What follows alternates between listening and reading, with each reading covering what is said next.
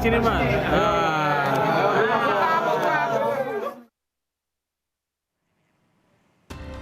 Saudara, polisi masih terus menyelidiki kasus pembunuhan berencana dalam kasus cinta segitiga caleg asal Jawa Barat.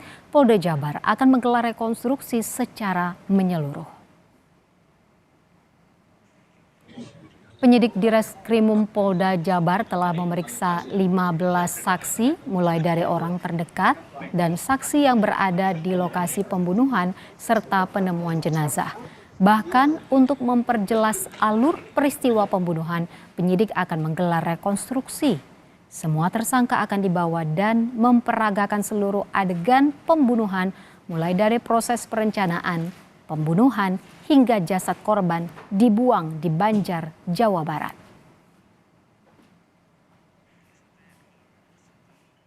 Untuk perkembangan saat ini kita masih melengkapi pemeriksaan saksi-saksi maupun tersangka.